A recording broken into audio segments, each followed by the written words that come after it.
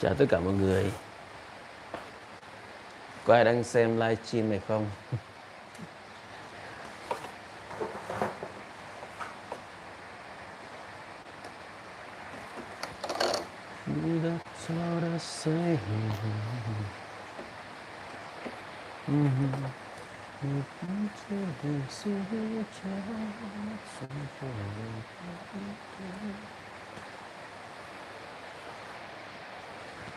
Có ai đang làm YouTube của mình không?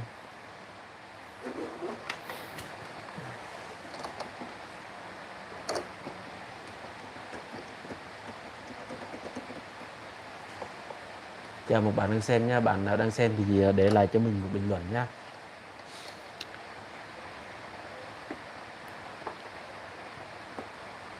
Hello. Chào hai người đang xem. Các bạn nhớ bình luận để cho mình thấy nha. Chào mọi người đã đến với Trai Music.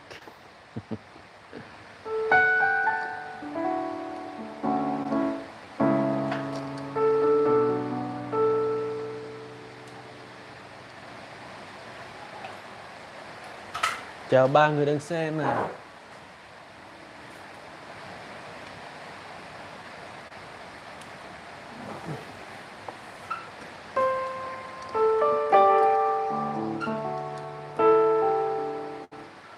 Chào Kim Phượng Vlog.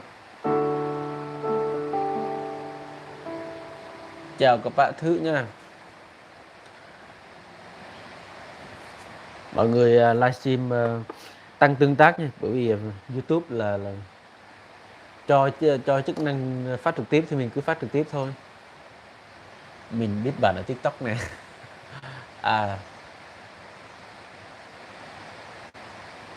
Bạn nhớ comment vào trong TikTok để mình follow lại nhá. Mình sẵn sàng follow lại các bạn. Do là mình không có thấy bình luận cho nên là không bấm follow được. Những người nào mà cùng chí hướng thì mình sẽ bấm follow.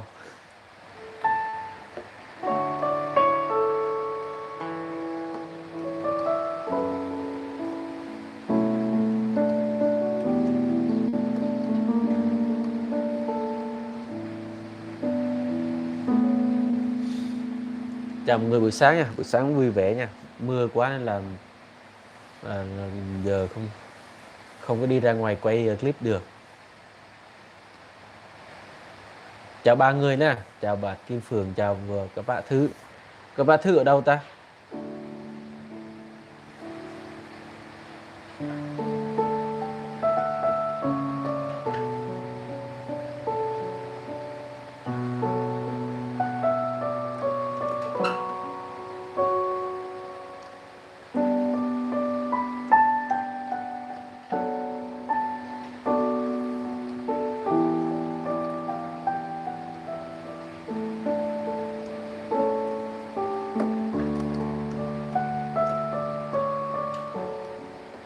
Yapa gần ngay chỗ mình.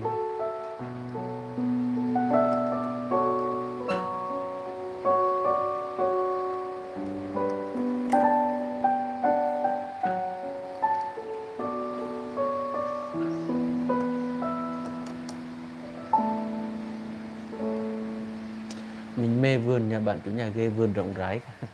Rộng rãi gì đâu bạn ơi.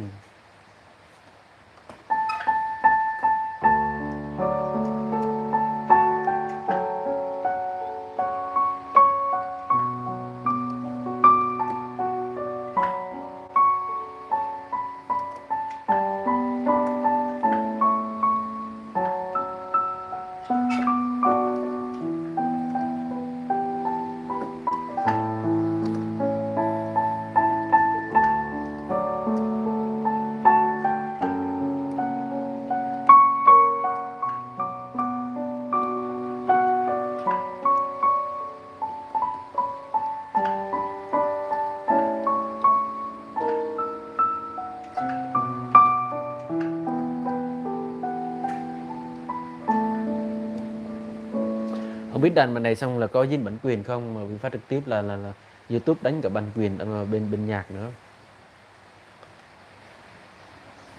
Nghe không rõ à? Để mình xem lại micro. Alo, nghe rõ không này bạn? Bạn Thứ. Mình để micro ở đây mà sao là không nghe rõ đâu. Nghe rõ thì comment để cho mình biết nha, có không là trời mưa to nghe không rõ lắm. Lạ ha. Mình cắm micro đây nè.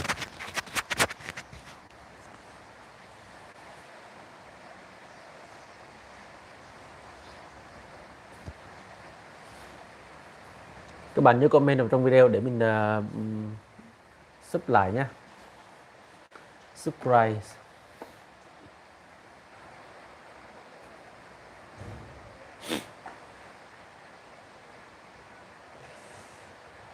Cảm ơn 4 người đã bấm like video này nhé.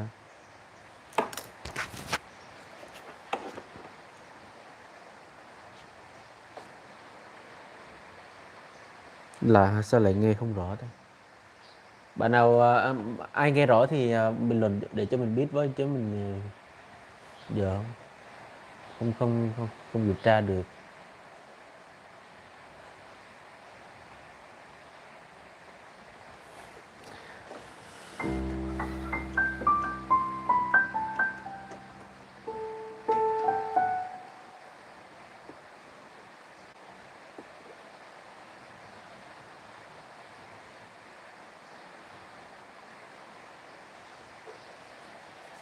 Sao bạn Thư nói nghe không rõ ta? Mình cắm micro để ngay dưới miệng mà. Bây giờ sẽ gửi tặng các bạn một số cái đoạn nhạc. Các bạn nghe nhạc gì? Nhạc gì mình đàn được thì mình sẽ đàn nhé. Bây giờ sắp tới Giáng sinh rồi. Tìm bài Giáng sinh thử.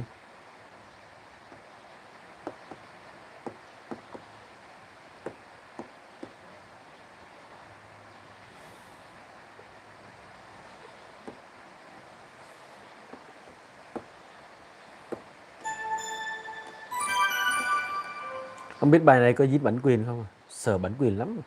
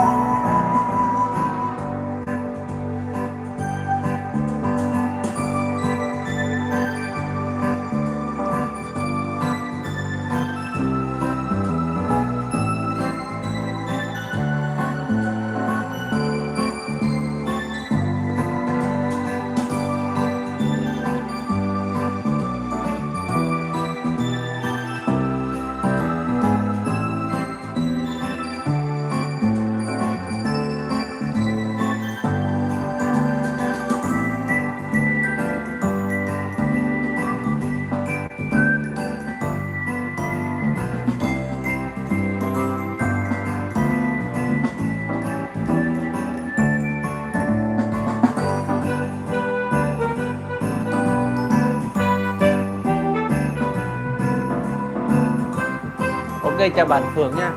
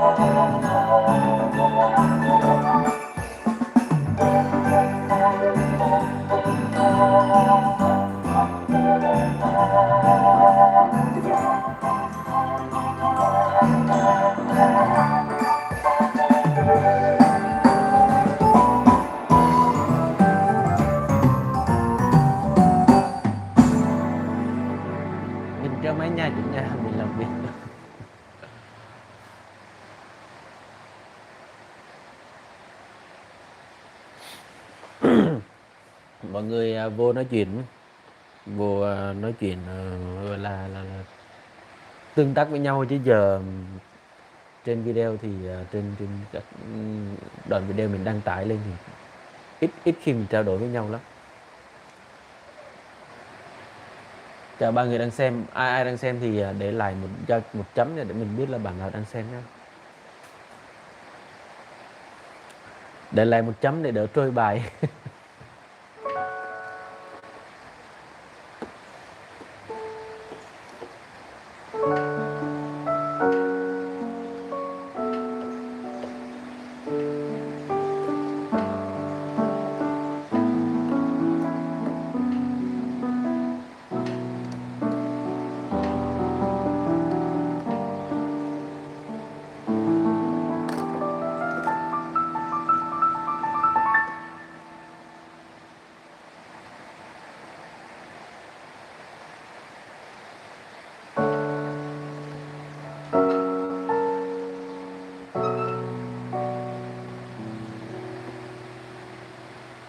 Để tối mình rảnh mình qua bàn thêm một xe nữa nhé. Ok. Ok bạn.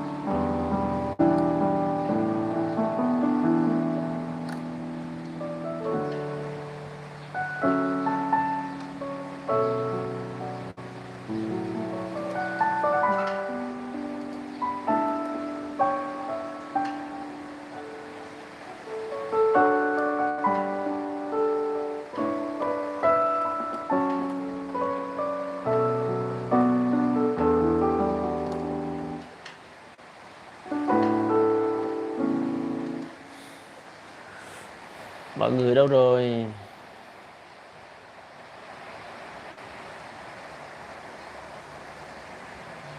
Hai người đang xem đâu rồi ta?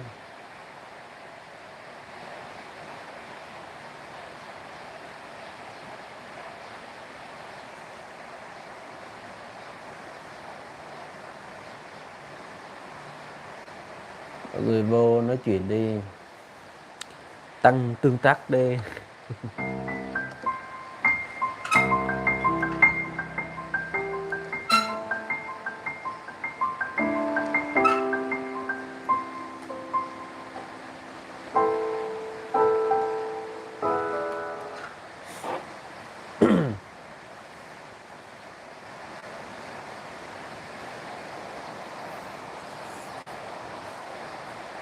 Chắc giờ này mọi người không có rảnh nên là không xem được like. Chỗ mình thì đang mưa 3 ngày nay rồi, không ra ngoài quay clip được nên là ở trong nhà.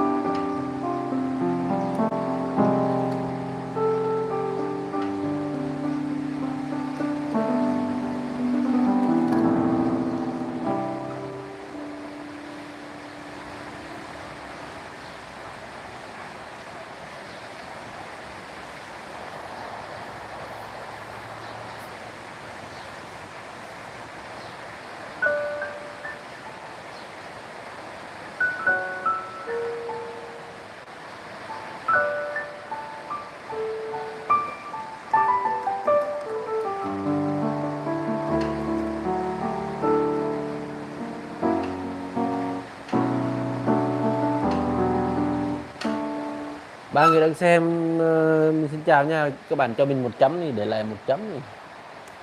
Một chấm cho để trôi bài.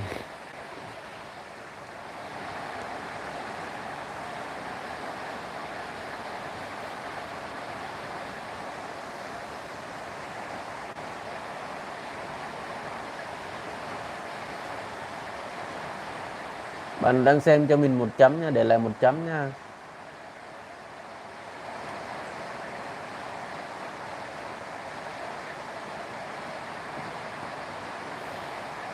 Chào 4 người đang xem. 4 người đang xem.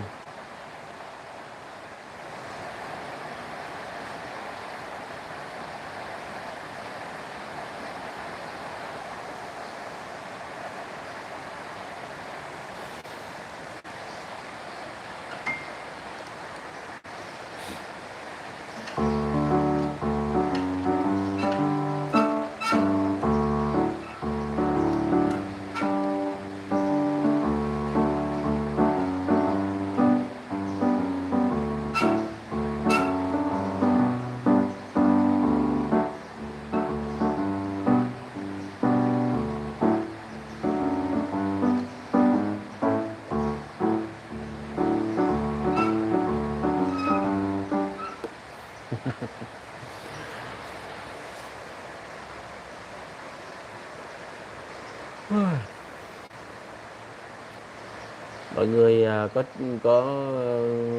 có câu hỏi gì hay là trao đổi với nhau đi, trao đổi trò chuyện với nhau để tăng cái tương tác. Chứ giờ mình thấy YouTube có vẻ như chán quá. Không có bạn bè nào đăng ký thì cũng hơi cũng được ấy, nhưng mà tại sao up video lên thì ít người xem quá.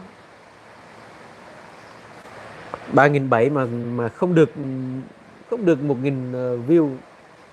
Một video của mình không được 1.000 view, mấy trăm, 100-200, 300 là cao lắm rồi. Sao ta? Rất là khó hiểu.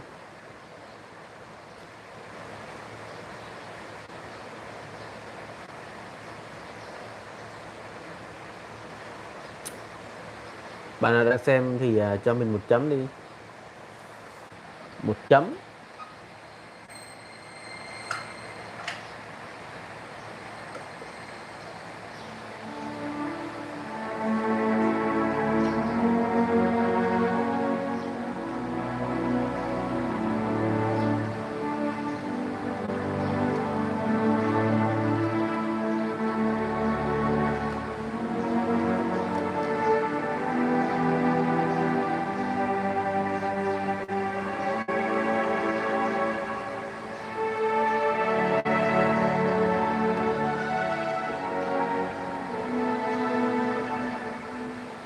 Nhà mình đã nhỏ mà cứ bị quét với trừ giờ không nè bạn ơi.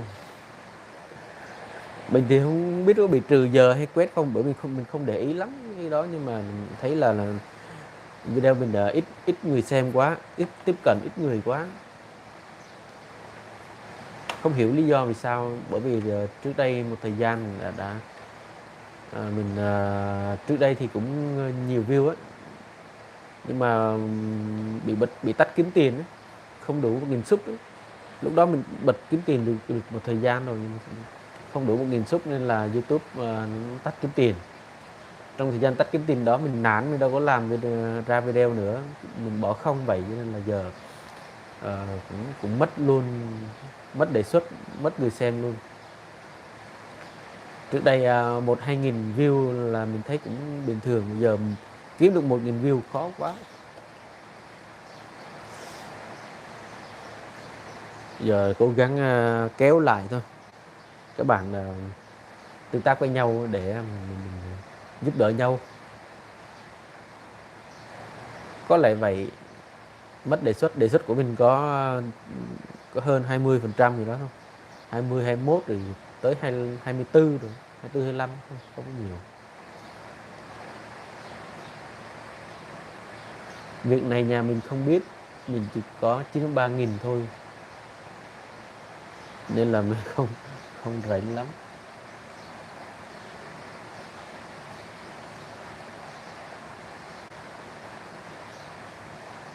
chưa 3k chứ 3k gì ta, 93 chứ 3 lượt đăng ký, chứ 3.000 lượt đăng ký,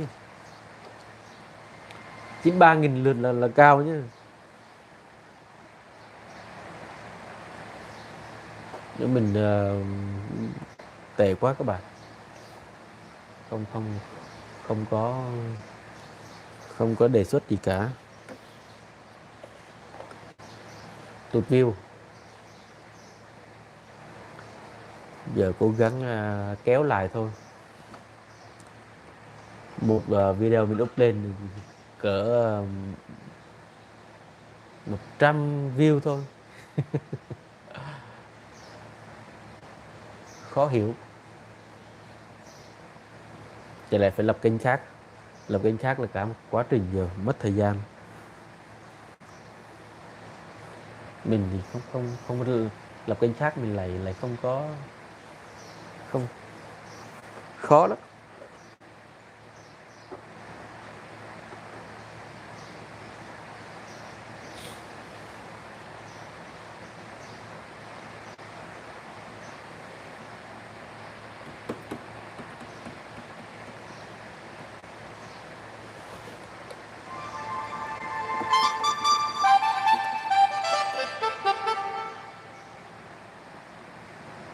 Nhưng mình chỉ có 400 mấy người đăng ký nè, 400 mấy. Cố gắng làm thêm video rồi mình tương tác với nhau thôi.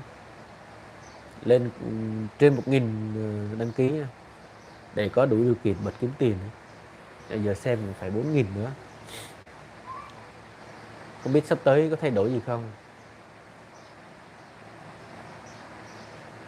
Gần Giáng sinh rồi, bài hát nhạc tân ca chắc có nhiều người xem.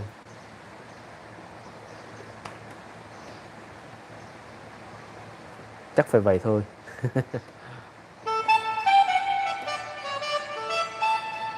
Nhưng mà mấy cái nhạc Noel thì thường là từ phương Tây, từ nước ngoài dễ bị dính bản quyền lắm. Nên mình hát thánh ca cũng mấy bài cũng dính bản quyền, nên là khó quá.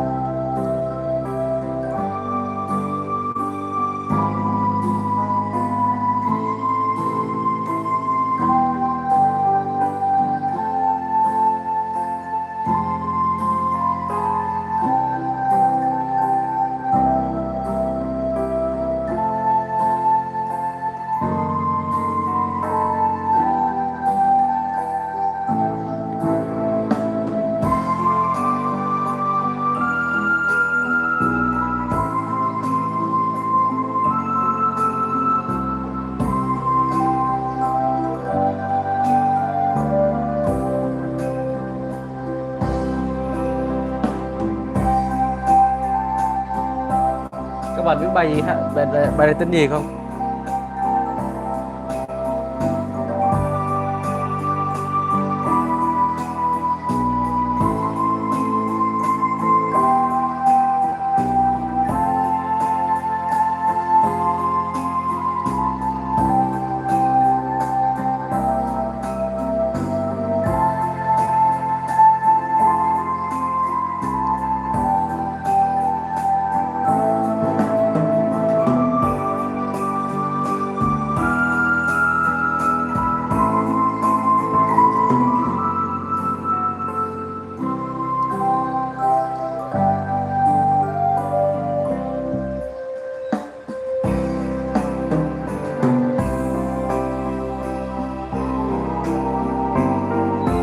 Chính xác, đêm yên lặng.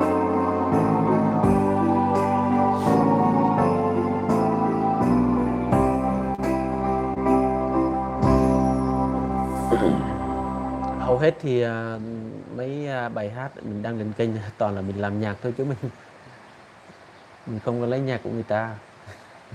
Nhưng mà vẫn dính bản quyền, thật là khó hiểu. Chào 4 người đang xem nha, mọi người cho mình 1 chấm đi để tăng tương tác với nhau. Nếu có Facebook thì kết bạn với mình luôn nhá, bởi vì mình hay vô Facebook nhiều hơn là YouTube.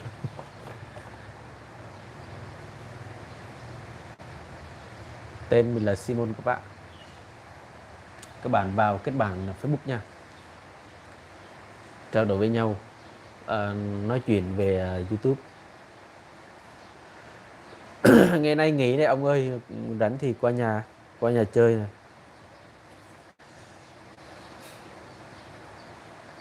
Nay tôi không có tiết mà mai mới có.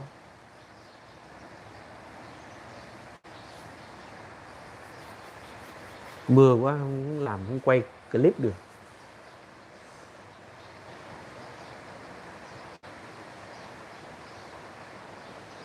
Cố gắng phát trực tiếp được 1 tiếng để xem có thay đổi gì không.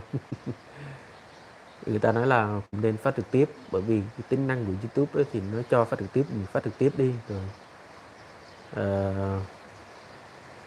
Còn mình không sử dụng hết thì nó cũng hạn chế cho mình lắm. Video ngắn này, short video ngắn.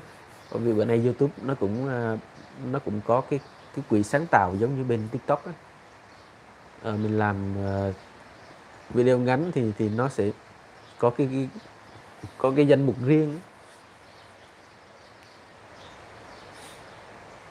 Nó cạnh tranh với TikTok. YouTube bữa nay nó thấy nó có vẻ yếu thế, người ta nhảy qua TikTok nhiều hơn như YouTube, cho nên là nó phải kéo lại. Nhưng mà mình thấy người ta sử dụng TikTok nhiều hơn phát trực tiếp ở máy điện thoại làm như thế nào bạn? Thì trên chủ yếu máy điện thoại thôi, chứ còn trên máy tính thì phải kết nối camera mới hiện mới rõ được, chứ còn webcam của laptop mờ lắm. Đơn giản mà, bấm vô cái mục phát trực tiếp là phát trực tiếp thôi. Nó cũng giống như mình phát trực tiếp Facebook mà. Làm trên điện thoại còn dễ hơn trên máy tính ấy. Máy tính bạn muốn hình ảnh sắc nét rõ ràng thì phải kết nối với máy ảnh ấy. Bữa nào mình phát trên máy ảnh thử.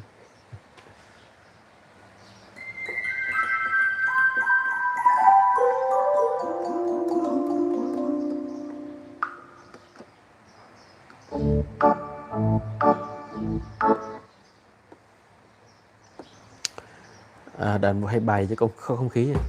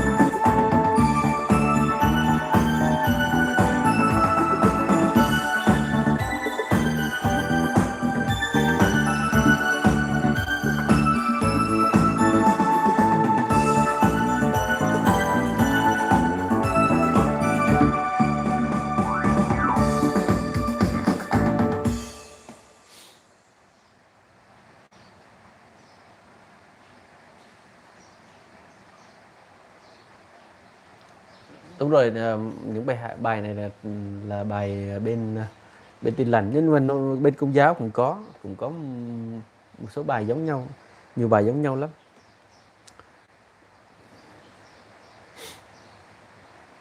Cảm ơn bạn nha. Chung là bài hát hay nhưng mà do mình đàn không hay thôi.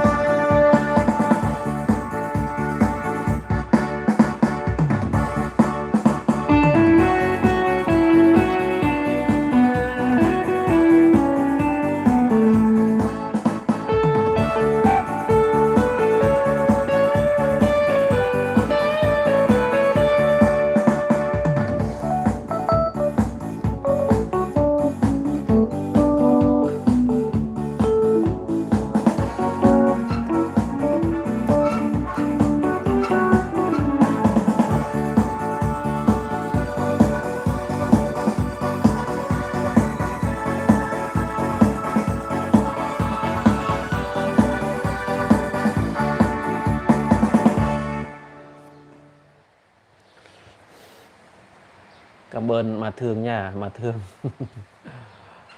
Hay quá, chào mà thương nha, lâu quá không gặp mà thương.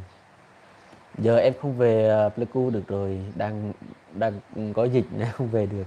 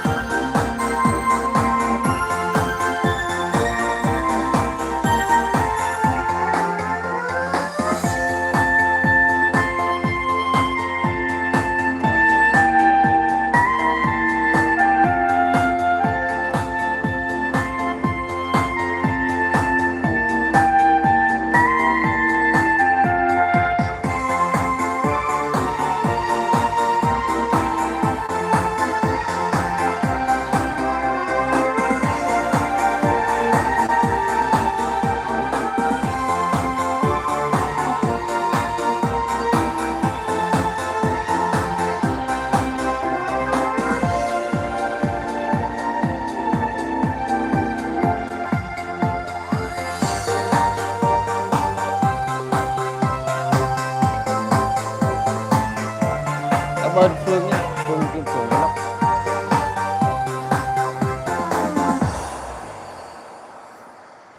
Cảm ơn Kim Phượng Vlog đã xem like của mình.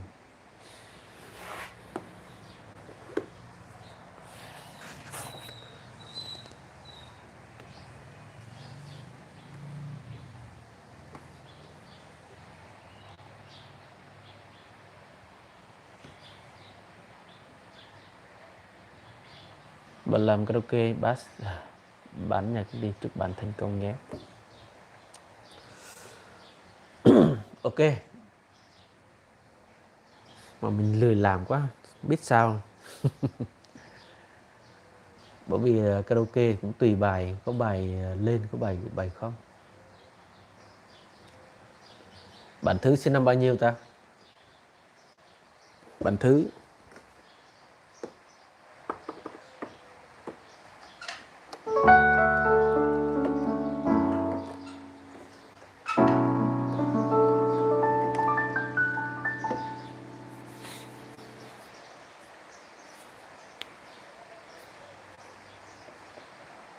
Mình đang tập like thử xem tới 1 tiếng này.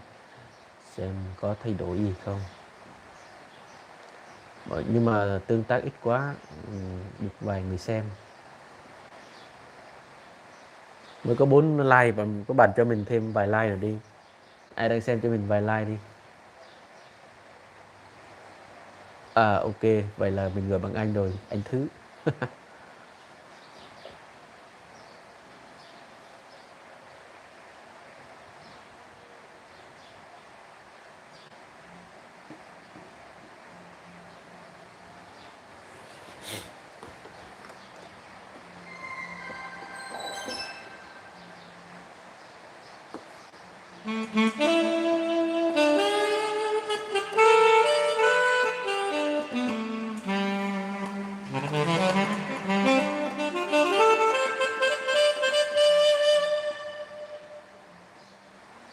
Bài gì nữa ta?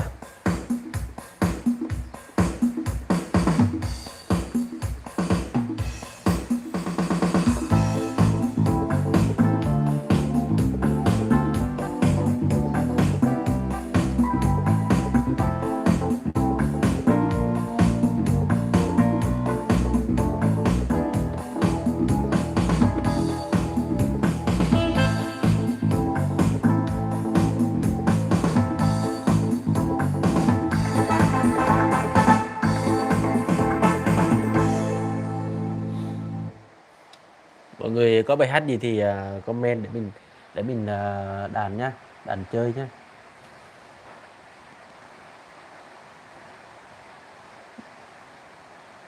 Có bài hát gì thì comment ở phía dưới mình đàn cho con theo yêu cầu, nói chung theo yêu cầu. Còn khoảng 20 phút nữa mình tắt like ấy. Like mình muốn like cỡ 1 tiếng đồng hồ xem. Giờ cũng ít người xem, với lại các bạn cũng không nói gì. Mình cũng không biết nói gì luôn.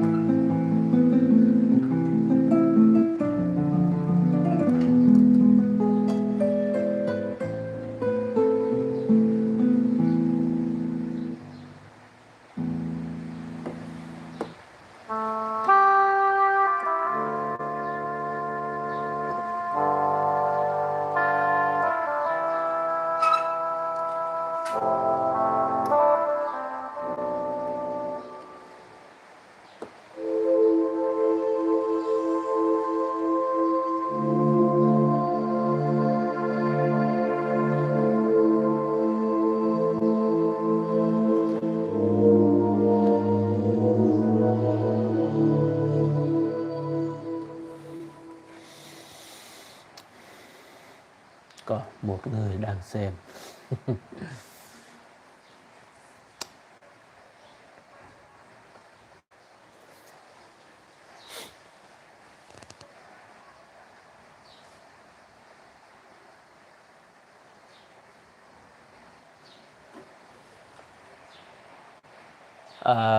Chào một bạn đang xem nhé. Bây giờ chung thời gian cũng khá lâu rồi. Mình xin phép được tắt like nhé. Chúc các bạn là thành công trong công việc làm YouTube nha. Mọi người nhớ hỗ trợ nhau nhé, vô tương tác để kéo nhau lên nha các bạn, cùng nhau phát triển nha các bạn. Chào Xuân Vlog.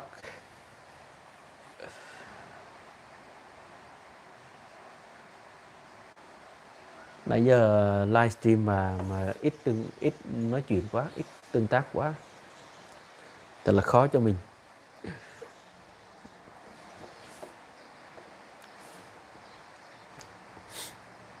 Mọi người có câu hỏi hay có muốn yêu cầu gì thì các bạn cứ comment đi để mình trả lời nhé.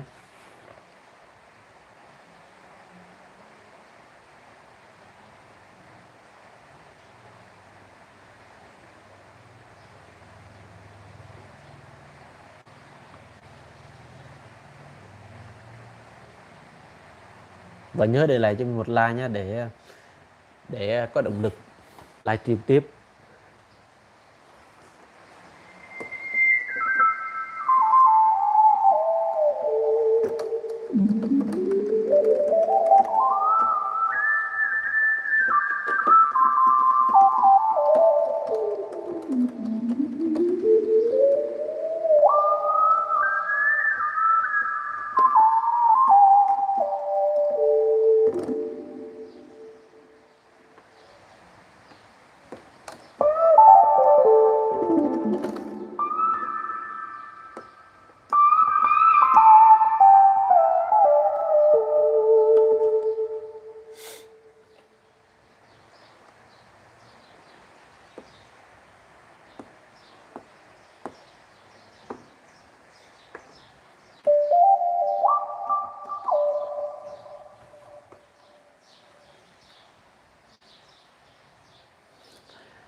Thông báo virus lại.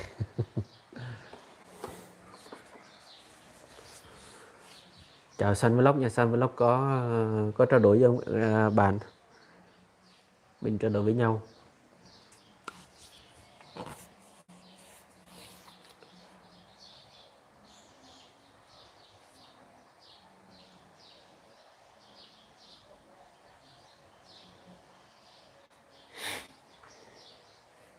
Khó quá, YouTube khó quá.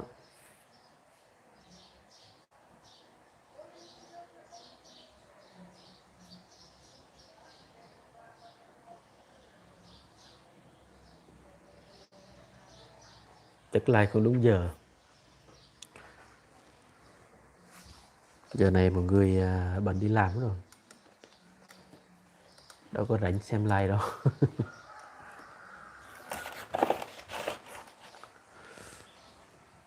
Vậy thì thôi, xin chào mọi người nha.